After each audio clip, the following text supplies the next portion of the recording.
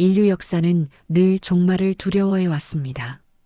그리고 그 종말의 중심에는 한 명의 절대적인 통치자, 적그리스도가 자리 잡고 있죠. 그는 평화의 가면을 쓰고 나타나 세상을 하나로 묶은 뒤 본색을 드러낼 것이라고 예언되어 있습니다. 오늘 우리는 전 세계 음모론과 신학적 해석의 중심에 선 인물들을 해부해 봅니다. 도널드 트럼프인가, 에마니엘 마크롱인가, 아니면 우리가 아직 알지 못하는 베일의 쌓인 제3의 인물인가. 이 세 가지 시나리오를 통해 인류가 기다리는 혹은 두려워하는 그 괴물의 실체에 한 걸음 더 다가가 보고자 합니다. 적그리스도는 과연 누구일까요? 이 질문은 수천 년 동안 인류를 따라다닌 가장 오래된 미스터리 중 하나일 것입니다. 요한계시록과 다니엘서 등 성경의 예언서들은 적그리스도의 출현과 그의 행적에 대해 상세히 묘사하고 있지만 그가 구체적으로 누구일지에 대한 해석은 시대와 문화에 따라 다양하게 변모해 왔습니다. 심지어 고대 로마의 네로 황제부터 중세의 특정 교황들, 그리고 근세의 나폴레옹이나 히틀러 같은 인물들까지 각 시대의 강력한 독재자들이나 세계를 뒤흔든 인물들이 적그리스도로 지목되곤 했습니다. 이는 적그리스도라는 개념이 단순히 종교적 의미를 넘어 인간의 권력에 대한 욕망과 그로 인해 발생할 수 있는 파괴적인 결과에 대한 경고로 읽힐 수 있음을 시사합니다. 오늘은 이러한 성경적 예언과 현대적 해석을 접목하여 가장 유력하게 거론되는 후보들을 심층적으로 분석해 보겠습니다. 이 심층 분석은 특정 인물을 비난하거나 낙인 찍기 위함이 아니라 성경적 텍스트와 현대 정치적 징후를 결합하여 대중이 흥미를 느낄 수 있는 추리적 관점에서 접근하고자 합니다. 적그리스도의 조건은 실로 까다롭습니다. 그는 다니엘서 7장에 묘사된 작은 뿔처럼 미약하게 시작하지만 순식간에 세계적인 권세를 얻어야 하며 입담이 화려하고 능수능란한 언변으로 사람들을 현혹해야 합니다. 다니엘 7장 8절은 이렇게 기록합니다. 내가 그 뿔들을 유심히 보는 중에 다른 작은 뿔이 그 사이에서 나오더니 먼저 뿔들 중에 셋이 그 앞에서 뿌리까지 뽑혔으며 이 작은 뿔에는 사람의 눈 같은 눈들이 있고 또 큰 말하는 입이 있더라. 이 구절은 적그리스도가 언변의 달인이자 사람들의 마음을 사로잡는 강력한 설득력을 지녔음을 암시합니다. 또한 이스라엘과 평화 협약을 맺어 일시적인 안정을 가져올 것으로 예언되어 있습니다. 무엇보다 인류를 하나로 통합할 수 있는 강력한 카리스마와 설득력을 겸비해야 하죠. 그러나 그의 본질은 그리스도를 대적하고 하나님의 자리에 자신을 올려놓는 교만함입니다. 그는 모든 종교를 통합하거나 혹은 대체하여 자신을 숭배하게 만들 것입니다. 요한계시록 13장 8절은 땅에 사는 자들로서 어린 양의 생명책에 이름이 기록되지 못하고 창세 이후로 죽임을 당한 자들은 다 그에게 경배하리라고 경고합니다. 그렇다면 이러한 조건들을 충족할 가능성이 있는 인물들은 누가 있을까요? 우리는 먼저 도널드 트럼프 전 미국 대통령부터 살펴보겠습니다. 그의 정치적 영향력과 세계관이 적그리스도 예언과 어떻게 연결되는지 면밀히 검토해 봅시다. 먼저 도널드 트럼프입니다. 그가 왜 적그리스도 후보로 거론되는지는 상당히 명확한 이유들이 있습니다. 그의 영향력은 단순한 정치인 그 이상입니다. 그는 미국 대통령으로서 전 세계에 막강한 영향력을 행사했을 뿐만 아니라 퇴임 후에도 여전히 정치 지형을 좌우하는 강력한 인물입니다. 거의 종교적인 수준의 열렬한 팬덤을 보유하고 있으며 그의 말 한마디는 전 세계에 파급력을 가집니다. 그의 지지자들은 그를 구원자처럼 묘사하기도 하고 반대자들은 그를 악마의 화신으로 보기도 하는 극단적인 평가를 받고 있습니다. 이러한 극단적인 팬덤과 반대, 심리는 적그리스도가 가지는 강력한 카리스마의 양면성과도 일맥상통하는 부분이 있습니다. 적그리스도는 전 세계적인 존경과 동시에 극심한 증오를 한몸에 받는 인물일 가능성이 큽니다. 트럼프가 적그리스도라면 그 근거는 무엇일까요?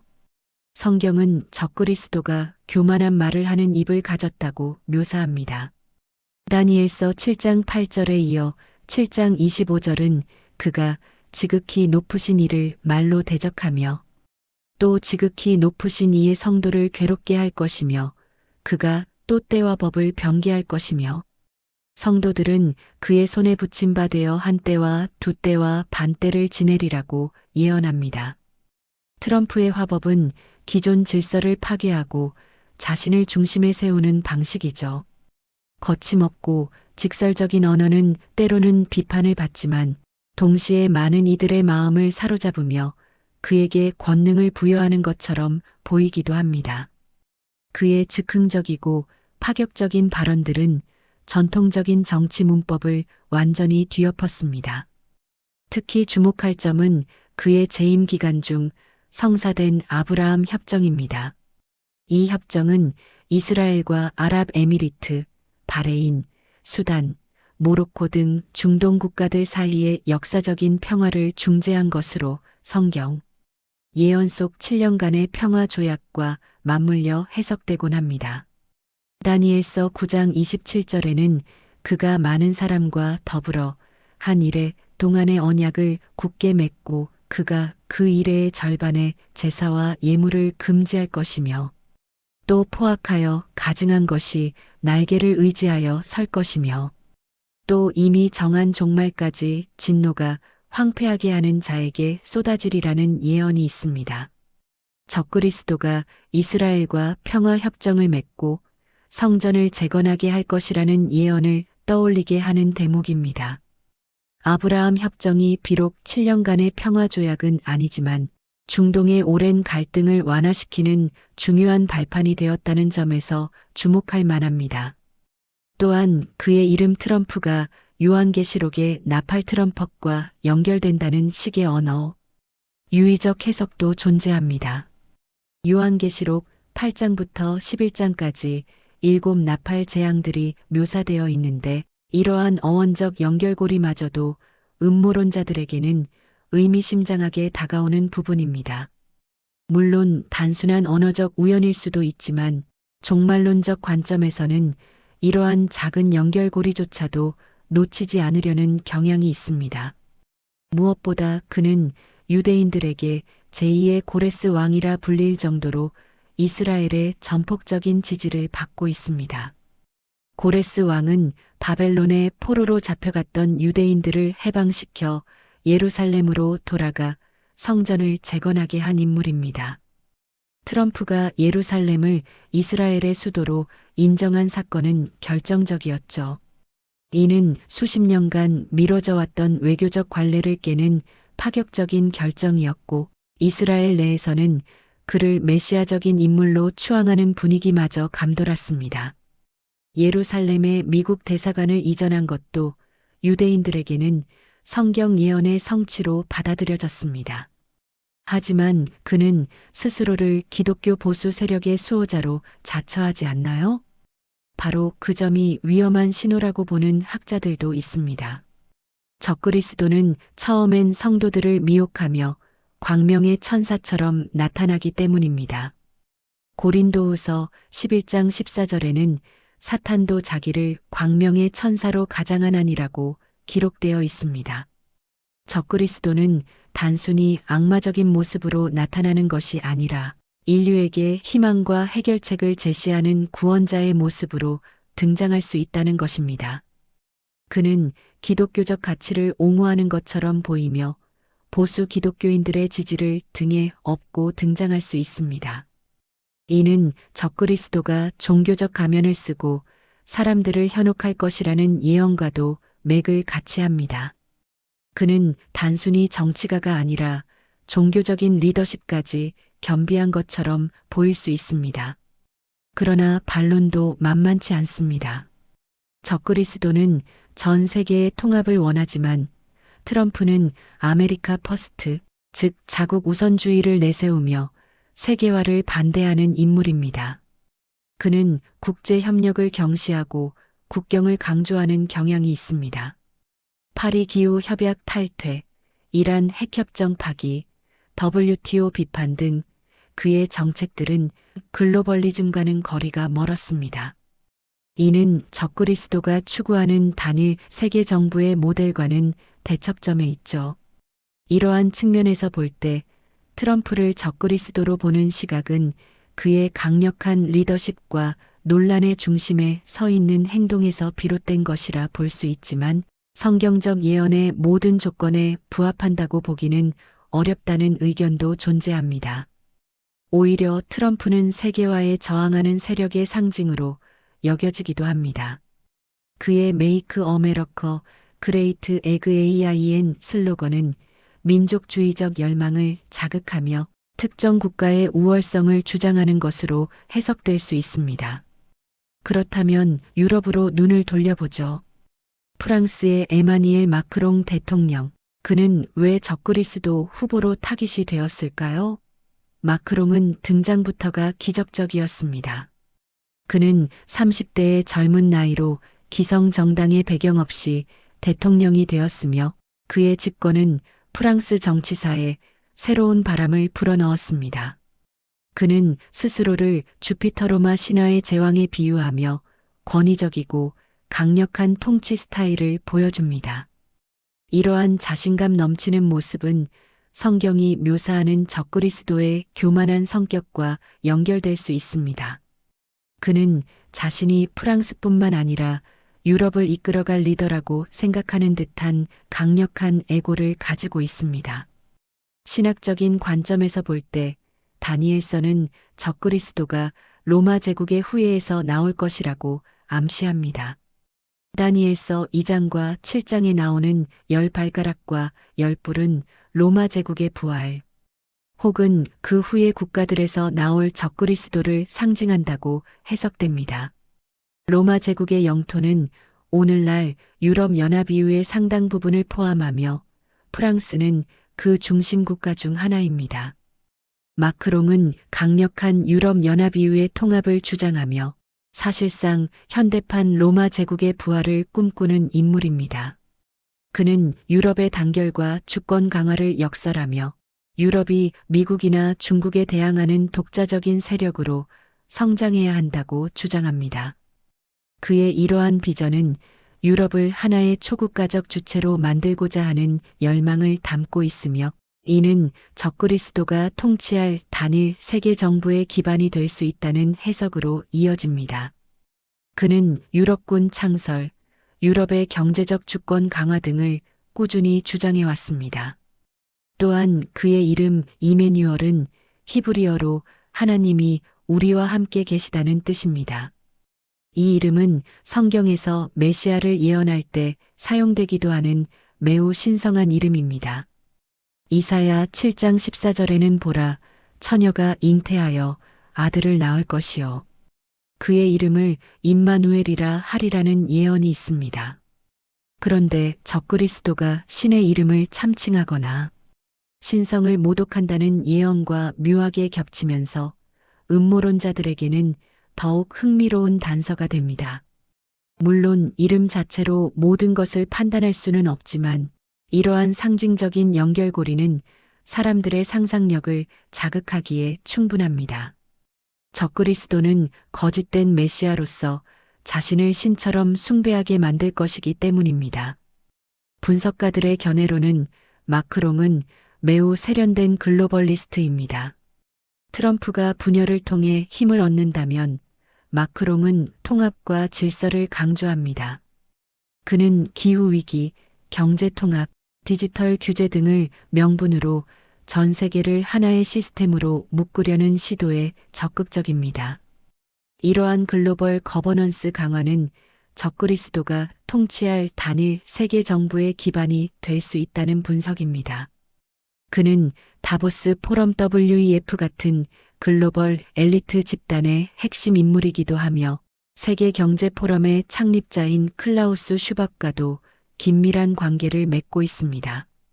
슈밥의 위대한 리셋 더 그레이트 리셋 아젠다와 마크롱의 통합적 세계관은 종말론자들에게는 적그리스도적 시스템 구축의 핵심 요소로 해석되곤 합니다. 이러한 배경은 그를 세계주의적 아젠다의 선봉장으로 보이게 합니다. 그의 정책들은 단순히 프랑스만을 위한 것이 아니라 전 세계적인 맥락에서 새로운 질서를 구축하려는 시도로 읽힙니다. 결론적으로 마크롱은 종교적 배경보다 정치적 영향력과 유럽의 뿌리라는 측면에서 트럼프보다 훨씬 더 성경적 원형에 가깝다는 평가를 받기도 합니다.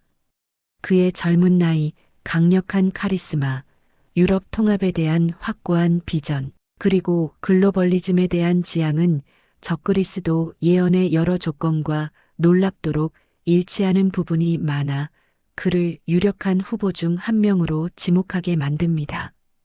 그는 유럽이라는 강력한 권역을 통합하고 이를 통해 전 세계적인 영향력을 행사할 잠재력을 가지고 있습니다. 하지만 꼭 정치인이어야 할까요? 많은 이들은 우리가 전혀 예상치 못한 곳에서 적그리스도가 나타날 것이라고 믿습니다. 이른바 제3의 인물 가설입니다. 이 가설은 현대 사회의 급변하는 기술 발전과 새로운 패러다임 속에서 적그리스도의 모습을 찾으려 합니다. 전통적인 정치, 종교 지도자의 형태가 아닌 과학, 기술 혹은 새로운 사상으로 인류를 통제하려는 인물이 적그리스도가 될 수 있다는 관점입니다. 최근 가장 설득력 있는 가설은 빅테크 수장이나 인공지능 AI과 관련된 인물이 적그리스도가 될 수 있다는 것입니다. 적그리스도는 전 인류의 경제 활동을 통제해야 합니다. 요한계시록 13장 16절에서 17절에는 그가 모든 자, 곧 작은 자나 큰 자나 부자나 가난한 자나 자유인이나 종들에게 그 오른손에나 이마에 표를 받게 하고 누구든지 이 표를 가진 자 외에는 매매를 못하게 하니 이 표는 곧 짐승의 이름이나 그 이름의 수라고 기록되어 있습니다. 이 예언은 현대의 디지털 화폐 CBDC, 생체 인식 시스템, 그리고 개인의 모든 활동을 추적하고 통제할 수 있는 빅데이터 기술과 정확히 일치한다는 해석이 나옵니다. 현금 없는 사회로의 전환과 디지털 ID 시스템의 확산은 이러한 예언에 대한 현실적인 구현 가능성을 높이고 있습니다. 일론 머스크나 빌 게이츠 같은 인물들이 적그리스도 후보로 거론되는 이유도 바로 그들이 가진 기술적 통제력 때문입니다. 일론 머스크의 뉴럴링크와 같은 뇌마이너스 컴퓨터 인터페이스 기술은 인간의 생각과 행동마저 통제할 수 있는 잠재력을 가지고 있습니다. 이 기술은 인간의 의식을 컴퓨터와 연결하여 궁극적으로는 인간을 디지털 시스템에 통합시키려는 시도로 해석될 수 있습니다. 빌 게이츠는 전 세계적인 팬데믹 상황에서 백신과 디지털 ID 시스템의 중요성을 강조하며 막대한 영향력을 행사했습니다. 그는 국제보건기구와 긴밀히 협력하며 전 세계적인 건강 정책에 깊숙이 관여했습니다. 만약 누군가 인류의 뇌에 칩을 심고 전 지구적 위기 전염병이나 기후 재앙을 한 번에 해결할 획기적인 기술을 들고 나온다면 대중은 그를 인류의 구원자로 추앙하며 기꺼이 자신들의 자유를 내어줄 준비가 되어 있습니다. 이는 단순한 정치가 아니라 기술 종교의 시대가 도래했음을 의미합니다. 과학기술이 종교적 숭배의 대상이 되고 인간이 기술에 대한 절대적인 믿음을 가지게 되는 시대적 현상입니다. 또 다른 제3의 인물 시나리오로는 중동 지역에서 나올 이슬람의 마디마디와 적그리스도를 연결하는 시각도 있습니다. 이슬람 종말론에서 마디는 이슬람 세계를 통합하고 정의를 실현할 구원자적 인물로 묘사됩니다. 그는 이슬람 세계를 통일하고 정의와 평화를 가져올 것으로 기대됩니다. 만약 서구권 인물이 아니라 중동의 거대 자본과 종교를 통합한 제3의 젊은 리더가 평화의 중재자로 등장한다면 어떨까요? 그는 서구와 동구, 기독교와 이슬람의 갈등을 해결하는 열쇠를 쥐고 나타나 전 세계인의 지지를 얻을 수도 있습니다. 특히 중동 지역의 지정학적 중요성과 종교적 민감성을 고려할 때 이 지역에서 강력한 카리스마를 가진 인물이 등장하여 전 세계적인 영향력을 행사할 가능성은 결코 무시할 수 없습니다. 이러한 인물은 전혀 예상치 못한 방식으로 전 세계의 중심에 서게 될 수 있습니다. 그는 자신을 세계의 구원자로 포장하며 종교적 메시아 의식을 정치적 권력으로 확장할 수 있습니다. 결론적으로 트럼프의 민족주의, 마크롱의 유럽 통합주의, 혹은 기술 권력의 제3의 인물. 여러분은 누가 가장 적그리스도의 모습에 가깝다고 보십니까? 하지만 중요한 건 특정 인물의 이름이 아닙니다. 박사님의 말씀처럼 적그리스도의 핵심은 대체입니다. 그리스도를 대체하여 인간 스스로가 하나님이 되려는 교만, 그리고 공포를 담보로 자유를 저당 잡는 시스템입니다. 특정 인물을 지목하며 공포에 떨기보다 시대의 흐름이 어디로 가고 있는지 깨어있는 눈으로 바라봐야 합니다. 우리는 끊임없이 질문하고 탐구하며 우리가 추구해야 할 진정한 가치가 무엇인지 성찰해야 할 것입니다. 분석가님의 견해처럼 정치적 격변과 기술적 진보는 가속화되고 있습니다. 인류는 과거 그 어느 때보다도 연결되어 있고 동시에 그 어느 때보다도 취약합니다. 정보의 홍수 속에서 진실과 거짓을 분별하기 어려워지고 급변하는 사회 속에서 불안감은 커져만 갑니다. 적그리스도는 어쩌면 우리가 가장 열광하고 우리가 가장 필요로 하는 순간에 우리 앞에 나타날 것입니다. 그는 악마의 뿔을 달고 공포스러운 모습으로 오지 않습니다.